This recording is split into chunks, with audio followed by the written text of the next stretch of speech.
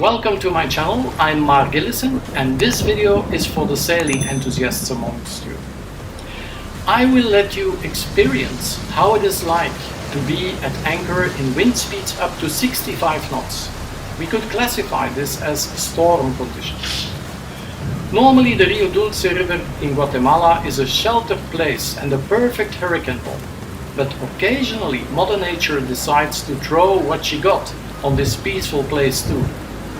Living on a minimum budget gave me no other choice than to stay at anchor all the time. It's free, but also has its negative aspects. Although after 5 years experiencing anchoring, despite some inconveniences, it remained the best choice for me.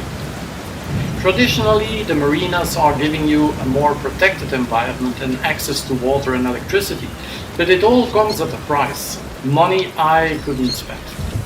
As I produced my own electricity via solar panels and collected rainwater, I didn't really need those facilities. But being at anchor during a storm is not an ideal situation, as the anchor can drag and put the boat and crew at risk. During the storm, I always keep a watch, so that in an emergency I can start my engines and raise the anchor again, to drop it at another location with more grip. Not an easy task in a storm, and certainly not in single-handed conditions. I have an anchor watch on my chart plotter that tells me when the boat starts dragging, but in addition to the available electronics, I always use reference points on land to check my position. The next short video on board of the Lagoon 380 Atlantis will give you an impression of what the conditions were. I have to say that in reality it looks far more impressive than on video. For those interested in technical details, I used only a 15 kilogram Bruce anchor, but most importantly 30 meters or around 98 foot of solid 8 mm chain. And please never use galvanized chain. I will tell you why in another video, as it almost costed me my life when I had to anchor just before Cape of Good Hope in South Africa. To release the pressure on the windlass, I always made a bridle in order to distribute the tension between the two cleats on each hull and make the rope extra long so that the chain would be lower in the water. Let's get on board and experience how it feels to be at anchor in a storm.